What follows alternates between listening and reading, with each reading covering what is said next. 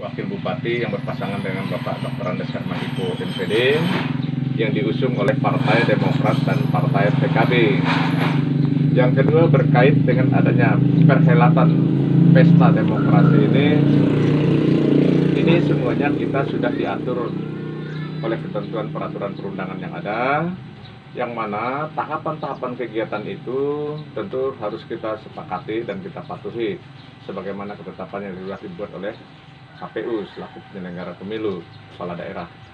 Yang selanjutnya, saya sebagai pribadi, kalaupun ada statement daripada kandidat-kandidat lain atau tim sukses lain yang agak tidak sesuai dengan keinginan aturan yang ada atau keinginan masyarakat yang ada, saya memaklumi dan memahami. Kenapa? Memang kita tahu bahwa politik itu adalah kepentingan. Politik itu perlu ada kebersamaan, karena politik itu perlu intervensi. Tapi jangan lupa juga bahwa kita ini negara menjamin kebebasan untuk berpendapat, menjamin kebebasan untuk menyalurkan hak pilih dan dipilih.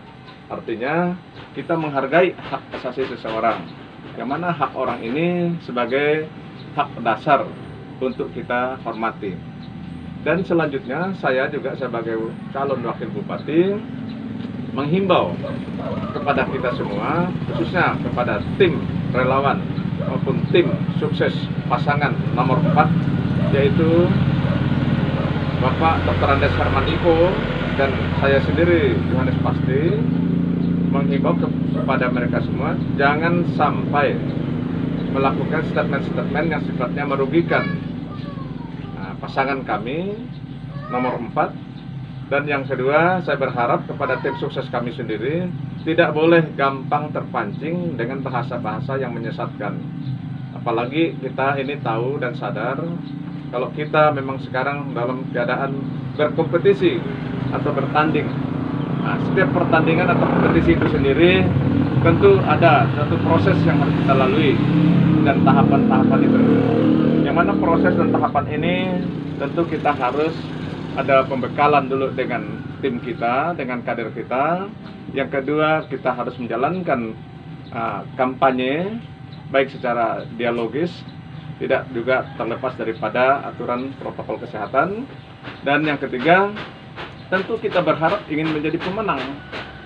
Kalau kita berangkat dari niat yang baik, apalagi yang kita katakan ini, yang kita sampaikan ini, ya sifatnya dengan hati nurani, sifatnya yang betul-betul ya niat baik begitu, pasti Tuhan ada di pihak kita. Kalau sudah Tuhan di pihak kita, siapa lawan kita? Siapa musuh kita?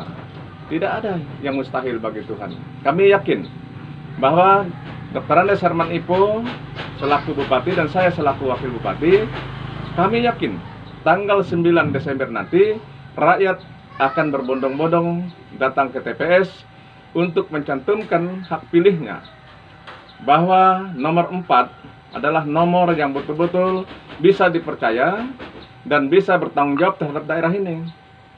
Karena harapan masyarakat, daerah ini harus kita bina, kita tata, baik penataan daripada birokrasinya, baik penataan dari segi pembangunannya, maupun pembinaan dari segi sosial kemasyarakatannya. Bengkayang memerlukan pemimpin yang betul-betul memahami persoalan Bengkayang. Bengkayang memerlukan pemimpin yang tidak bermasalah. Dan Bengkayang memerlukan pemimpin orang-orang yang mengerti perasaan akar rumput. Maka di situ perlu kita tegaskan sekali lagi bahwa visi kami adalah Bengkayang baru. Baru itu artinya apa? B itu bersih. Artinya bersih dalam menjalankan tugas pemerintahan sesuai dengan amanah ketentuan peraturan perundangan yang ada. Yang kedua, A-nya itu adil. Artinya adil dalam menjalankan tugas pemerintahan, adil dalam mengambil keputusan, adil dalam pembangunan. R-nya itu, yang ketiga R, itu religi.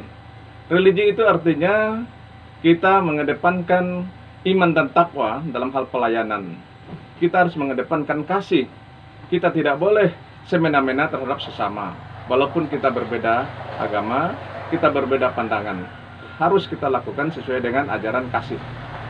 Dan yang kedua, dalam religi itu sendiri, kita ini daerah, negara yang juga masih mengakui keberadaan adat istiadat. Karena adat ini adalah sumber daripada segala sumber hukum, kita juga menempatkan adat ini setara. Tidak boleh kita mengesampingkan adat kita. Dan yang seterusnya, unggul. U itu adalah unggul dalam perencanaan, unggul dalam menjalankan tugas pemerintahan, unggul dalam hal untuk membuat sebuah kebijakan-kebijakan yang bersifat satu, dari sektor pembangunan, membangun sumber daya manusia seutuhnya. Macam mana kita membuat daerah kita ini sebagai daerah yang berkualitas, ya. Sumber daya berkualitas itu tentu bisa diperoleh apabila satu, anak-anak kita berikan kesempatan untuk belajar sesuai dengan kemampuan, sesuai dengan bakat yang mereka miliki. Pemerintah itu sifatnya mendorong dan mendukung hal itu. Dan yang kedua, kita juga mau mendorong menguatkan sumber daya manusia di sektor pertanian dan perkebunan. Nanti masyarakat kita ini akan kita berikan kesempatan untuk belajar yang sifatnya melalui kursus, diklat, atau pelatihan. Kita akan dorong itu kepada masyarakat kita supaya mereka terampil. Kalau masyarakat sudah terampil, pasti semua program bisa terlaksana dengan baik. Seperti contoh, nanti Bengkayang ini bisa kita buatkan BLKI, Balai Latihan Kerja. Dengan adanya Balai Latihan Kerja ini, tentu tenaga ahlinya kita bisa datangkan dari luar, dari ITB Bandung atau dari perguruan tinggi mana. Nanti mereka ini yang mendidik kelompok tani, mendidik masyarakat, macam mana masyarakat pintar mengolah tanah, pintar membuat pupuk, pintar membuat bibit, baik itu bibit apa saja, bibit ikan kah, bibit ternak kah, bibit sawit kah, bibit karet kah. Nanti masyarakat kita pintar, terampil, mungkin otomotif, mungkin pertukangan, mungkin mebel, mungkin las, mungkin macam-macam keterampilan, termasuklah masak-memasak atau salon dan seterusnya. Ini harus kita berikan kesempatan kepada rakyat kita. Dan selanjutnya, kita juga membuat Bengkayang unggul ini tentu dari segi kebijakan di bidang pembangunan. Pembangunan ini kita harus buat ada skala prioritas pembangunan. Seperti contoh, berapa kilometer jalan antar kabupaten, berapa kilometer jalan antar kecamatan, ini harus menjadi skala prioritas pembangunan. Dan di sana tentu kita untuk mendatangkan unggul itu tadi sebagai yang dianggap bermutu, maka semuanya ikuti ketentuan aturan yang ada. Seperti contoh, ada proyek fisik pembangunan jalan. Kita berharap jalan itu betul-betul mengikuti ketentuan sebagaimana yang diarahkan oleh Kepres, keputusan Presiden, sebagaimana yang diarahkan oleh pemerintah daerah. Ikutilah aturan main itu. Nah, kita tentu perlu material yang bagus, campuran aspal dan pasirnya seimbang, ya. Kontraktornya juga yang tidak blacklist. Pasti pembangunan itu akan unggul. Dan selanjutnya kita juga akan menata macam mana daerah kita ini supaya tidak disclaimer, supaya tidak WDP. Administrasi pemerintahan juga harus kita tata dengan baik supaya kita tidak WDP terus. Macam mana sewaktu-waktu kita bisa WTP, wajar tanpa pengecualian. Artinya kita harus mampu membawa Bengkayang ke depan yang lebih baik dari yang ada sekarang ini. Dan saya juga menghimbau kepada kita semua, termasuklah aparatur pemerintah dan kepala desa, mari kita berjuang bersama memberikan pendidikan politik kepada rakyat. Jangan kita berpolitik yang sifatnya berpihak kepada salah satu kandidat. Ini kalau bisa, tempatkanlah diri Anda itu sebagai orang yang netral. Kenapa? Karena kita banyak program nanti khususnya untuk penguatan sumber daya birokrasi itu sendiri. Macam mana ke depan anak-anak kita yang punya kompetensi, yang punya kemampuan untuk belajar, itu salah satu program kita akan kita dorong kembali untuk ditingkatkan pengetahuannya. Dan para kepala desa saya himbau juga bahwa untuk para kepala desa, karena kepala desa ini adalah orang yang bertanggung jawab terhadap desanya, maka di sana macam mana ke depan kita bersama-sama mengawal pembangunan di desa supaya kepala desa tidak salah langkah. Niat baik kami akan mempersiapkan konsultan hukum untuk para kepala desa, dan yang kedua konsultan akuntansi keuangan daerah untuk SPJ kepala desa.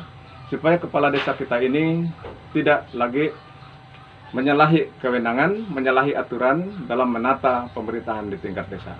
Mungkin ini yang harus kami sampaikan dan himbau kepada kita semua. Baik. Sekian, terima kasih.